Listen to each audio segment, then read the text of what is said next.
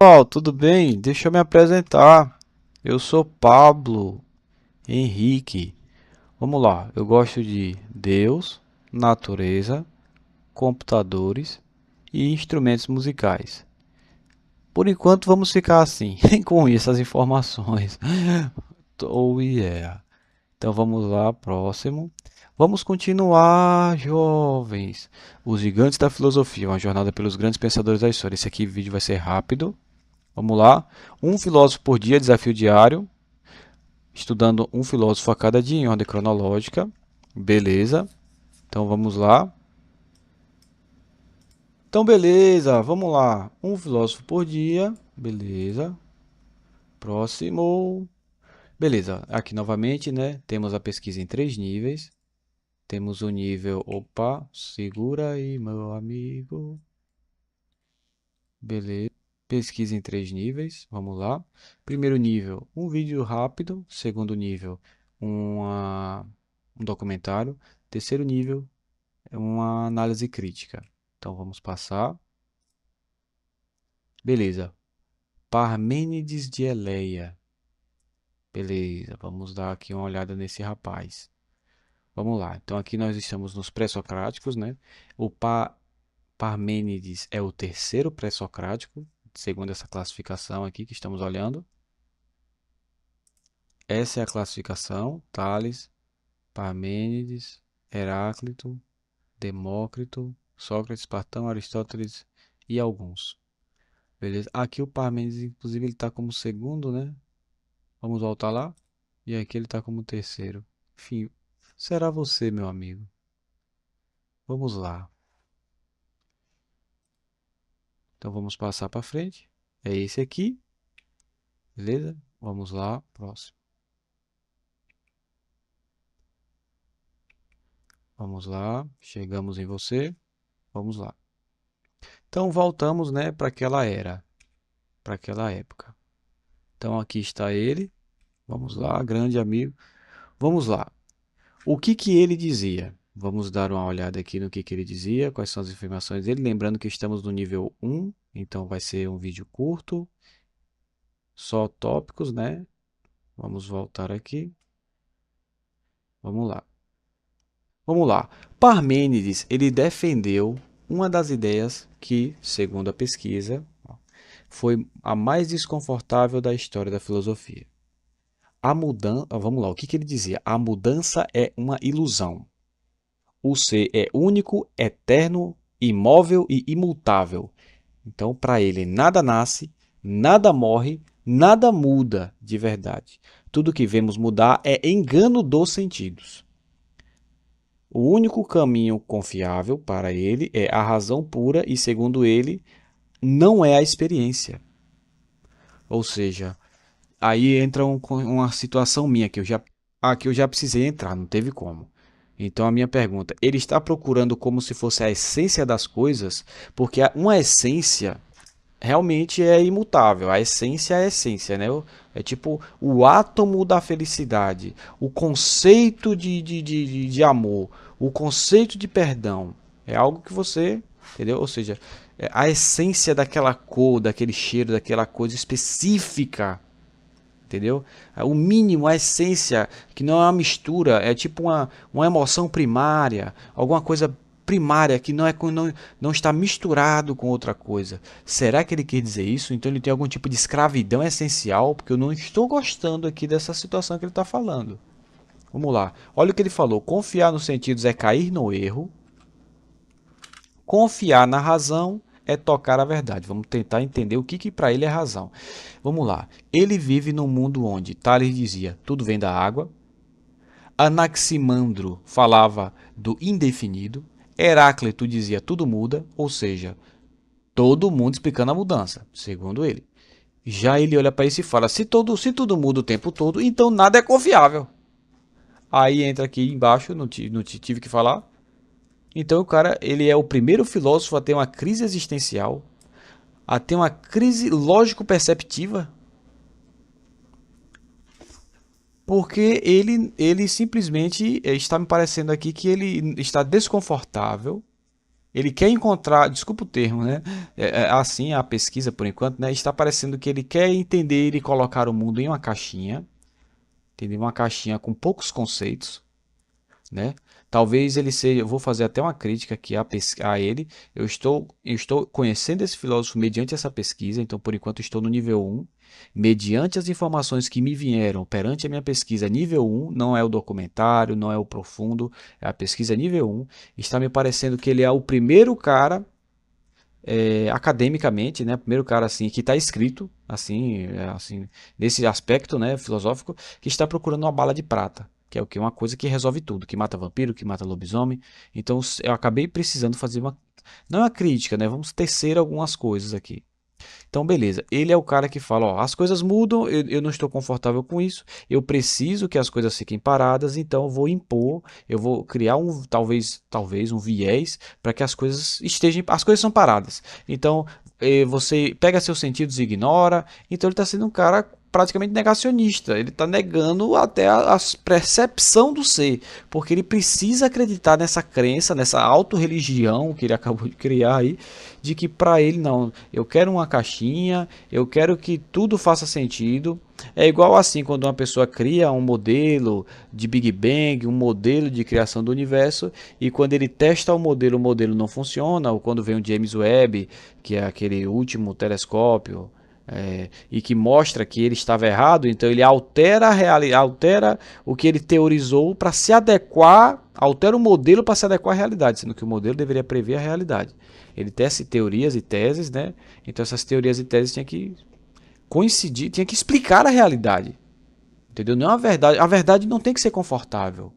A filosofia, ele não me parece que ele fez uma boa reflexão aqui. Parece que ele precisou criar coisas para que ele consiga viver no mundo dentro da caixinha que ele estabeleceu dessas coisas. Tá muito estranho isso.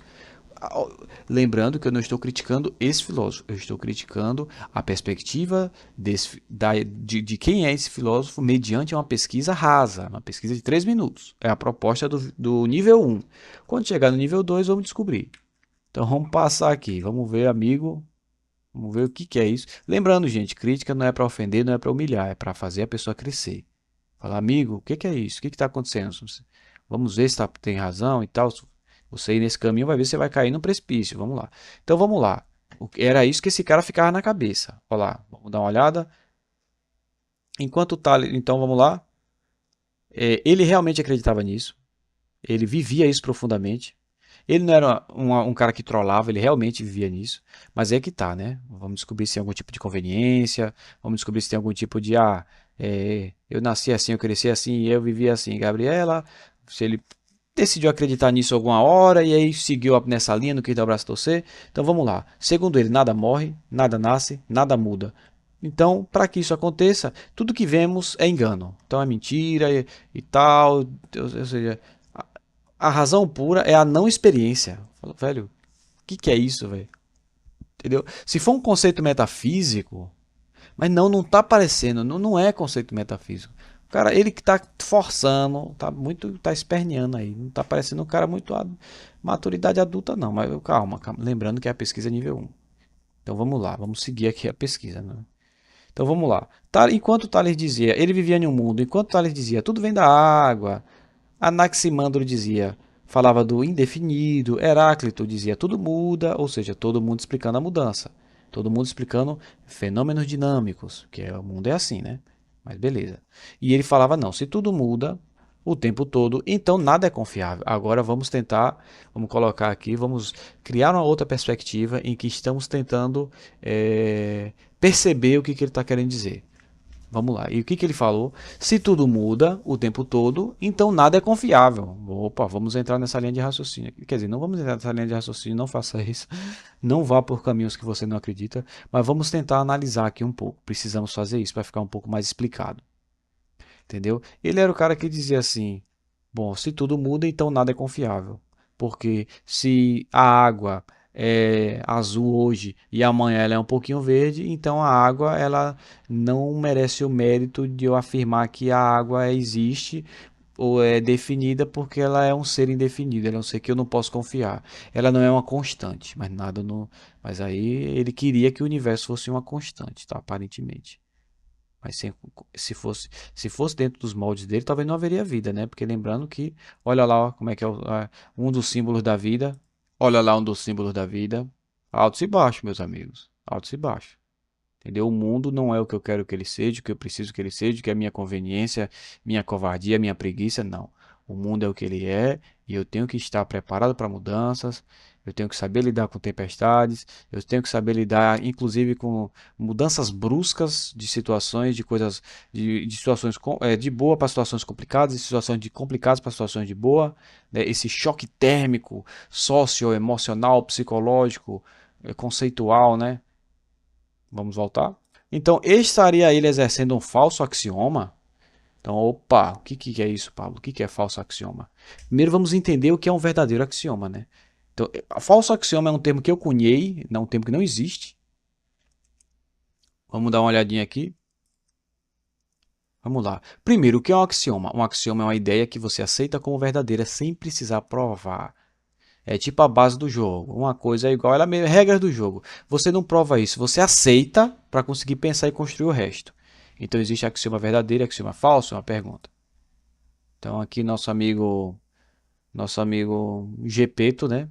Quem é Gepeto? Chat GPT, GPT, ou seja, apelido Gepeto.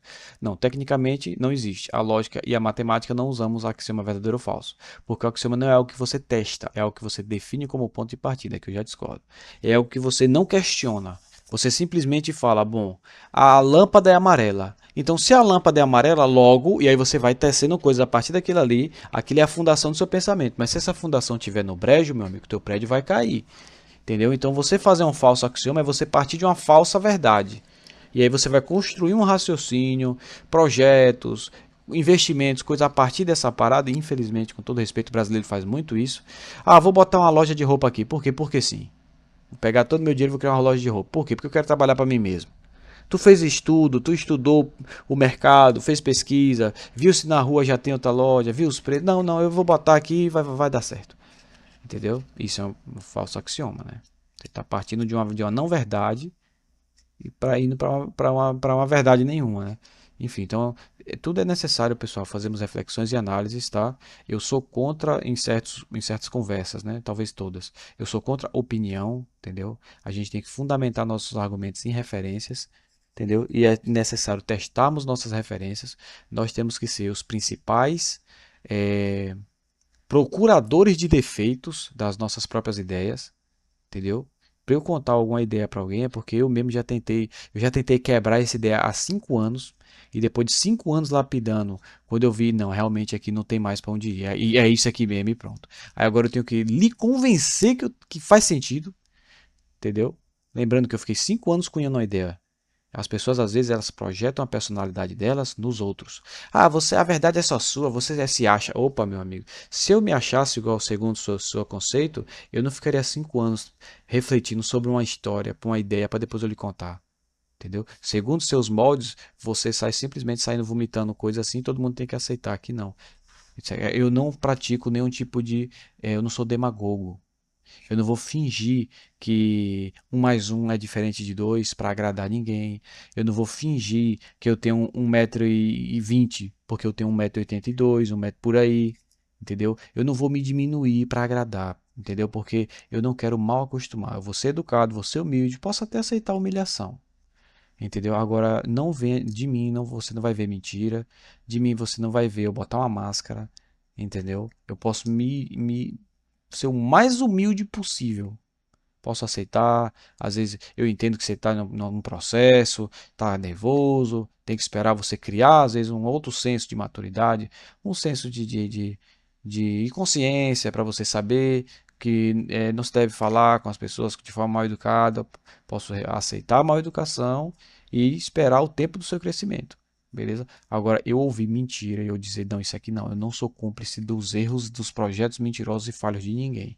Então, vamos continuar aqui. Então, vamos lá. Não existe axioma verdadeiro ou falso, porque axioma não é algo que você testa.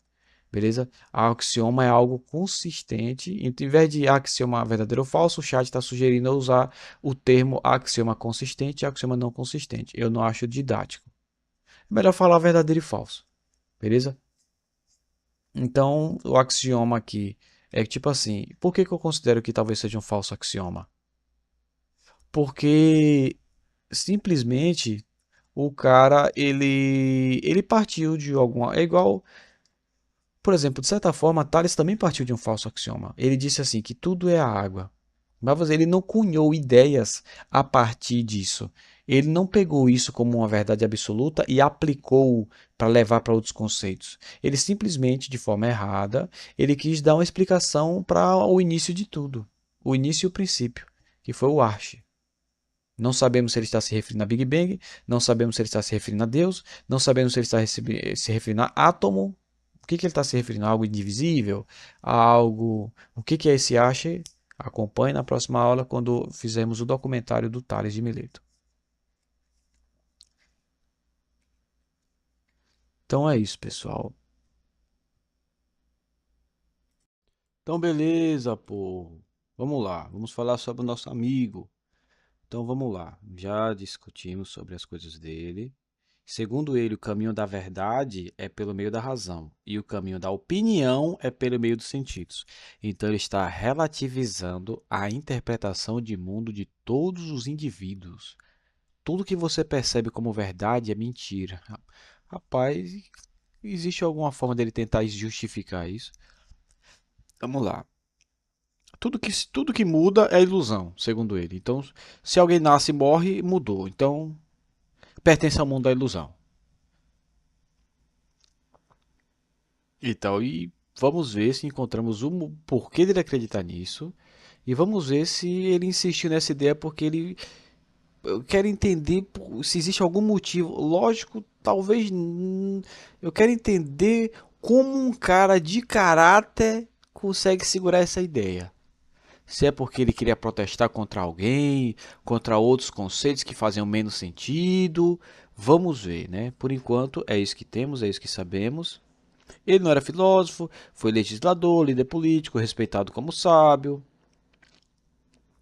Beleza? Ele tem uma obra, aparentemente, né? Escreveu em forma de poema e começa assim: ele é levado numa carruagem, guiado por deusas até o reino da verdade. Por quê? Porque ele usa o mito para destruir o próprio mito. Genial e irônico, segundo nosso amigo Gepeto.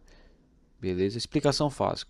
Explicação fácil. O ser é único, eterno, indivisível, imóvel, completo. Se tiver mudança, algo teria que deixar de ser ou algo teria que surgir do não ser. Então, para ele, os ambos são impossíveis, porque o mundo que percebemos é falso. Então, ele acha assim que se houve um Big Bang, então não faz sentido. Opa, agora podemos chegar em algum lugar. Ele acha assim: a vida, vamos tentar entender. Então ele acha que a vida não pode ter surgido da não vida. Então ele é contra a abiogênese, que é o que a vida surge a partir da não vida, que insetos e protozoários e enfim, bactérias surgiram a partir de minerais. Ele é contra isso.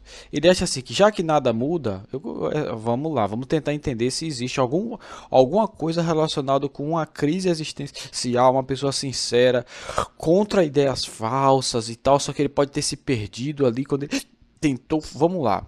Aparentemente, vamos tentar. Não vou dizer que iremos na ideia dele, mas vamos em uma ideia aqui. Ó, o que a gente ouve? Que a vida veio da não vida, na abiogênese. O que a gente ouve? Que o todo veio do nada, Big Bang, etc. Entendeu? E aparentemente ele está contra isso, porque ele acha que isso não faz sentido. Aí para ele solucionar, então é isso, pessoal. Inclusive, eu vejo muitas pessoas, né, que se autodenominam de direita, discutindo com pessoas que se autodenominam de esquerda. Às vezes é o seguinte: os dois detectam o mesmo problema, mas ambos propõem soluções diferentes. E às vezes, né, infelizmente, a polarização, um fica, vamos lá, agora voltando aqui, beleza? Aparentemente ele detectou um problema que aparentemente é um problema, é uma questão. Talvez não resolvida, né? É uma questão. Peraí. Como é que eu vou dizer que existe o tudo? Ó, vamos lá. O problema. que talvez você detecte também. Como é que eu vou dizer que a vida veio da não vida? Peraí, beleza. Volta lá no primeiro homem, no primeiro ser vivo, ou no primeiro homem. Peraí. E ele veio de quem? Peraí. Então, ele sempre teve que existir. Então vamos lá. Então ele pegou um problema, mas ele aplicou uma solução dele. Então, rapaz, olha, caralho, velho. Olha pra isso. Vamos tentar encontrar lógica nisso. Olha como é que. Será que o raciocínio dele foi assim? Observe, ó. Beleza. A vida existe hoje. Beleza? Isso é uma afirmativa, ok? É detectável, ok? Porém, é, segundo todos, ou muitos, né, da evolução, a vida veio da não vida. Isso não faz sentido. E o tudo, o universo, veio do nada, Big Bang. Também não faz sentido. Então, já que isso não faz sentido, então o que resta além da seguinte opção? Então tudo já existia. Então, se tudo já existia, nada nunca mudou. A gente acha que a evolução, que não sei o que, do macaco, não sei o que, nasce, cresce, envelhece, morre, a criança vira adulto, mas isso é tudo ilusão da nossa percepção. Porque em essência, então vamos supor que vamos chegar lá. Será que ele foi o primeiro metafísico? Então, metafisicamente, tudo é imutável. Porque precisa existir o conceito daquilo ali de forma constante. O projeto, na execução, na impressão, pode ter imprecisões ali ou ali. Na hora de fazer uma cadeira, a cadeira fica levemente diferente, micrômetro de diferença, centímetro de imperfeição, imprecisão na madeira, mas o projeto é constante. O projeto não é variável. Beleza? Então, vamos encerrar por aqui, né? Você viu que no final conseguimos tentar fazer alguma coisa, né? O cara não é um louco barato, vamos tentar. Ele tem meio que vamos, por essa linha de raciocínio final, ele fez uma lógica da não lógica, ele conseguiu anular pela lógica da não lógica, ele anulou uma ideia, talvez que muitos apoiavam, e ele criou uma teoria a partir da lógica da não lógica. Ele tentou a encontrar uma verdade a partir da lógica da não lógica. Entendeu? Então vamos ver. Beleza? Vou encerrar por aqui. Me estendi para explicá-lo, para ele não parecer um louco barato. Entendeu? Você vê que vamos ver. Agora, na crítica social, na análise crítica dele, primeiro a gente tem que ir no documentário dele. E o documentário dele eu tenho que buscar muitas informações, entendeu? Porque eu vou partir a partir das informações que eu obtiver dele. Beleza? Então eu tenho que explanar todas as variáveis, igual o jogo de xadrez, todas as possibilidades para tentar entender a mente desse cara, para tentar entender como e por que ele chegou nessas conclusões, beleza? Cara, e se for, vamos colocar assim, se for o lado positivo, se a conclusão que obtivermos for algo negativo, ele seria, você viu que no começo ele parecia um cara mais ridículo, agora parece que o negócio é diferente. Parece que ele foi o cara que meio que metafisicalizou ali antes do próprio Aristóteles, né? Entendeu? Porque ele tá falando assim, porra, se existe uma parede e ontem ela não existia, mas hoje existe, tá errado. Mudança não existe. Do nada nada se vem. Então, pelo menos. Agora vamos entender se ele queria dizer que a parede é algo ilusório, nossos sentidos e blá blá blá, ou se é um jeito assim mais dele dizer, olha, existe o material da parede que veio de outro lugar, ação-reação. Vamos entender se ele é um cara assim mais, tipo assim, a ferro e fogo, assim, tipo assim, se hoje tem uma parede aqui, ontem não tinha, todos nós somos burros. Todos nós não entendemos nada sobre nada, porque a nossa percepção é ilusão, ou se ele, na verdade, estava querendo dizer que a parede não veio do nada, porque ela veio de um material, porque de nada do nada nada se vem, nada se cria. Vamos lá. Então, beleza? Precisei fazer uma leve explicação sobre esse cara, porque quem diria, velho, que um nome tão pouco conhecido assim iria chegar mais do que o Tales de Mileto. Entendeu? Caramba. Mas enfim, no documentário desse cara eu vou caprichar, viu? Tenha certeza disso. Eu vou trazer informações.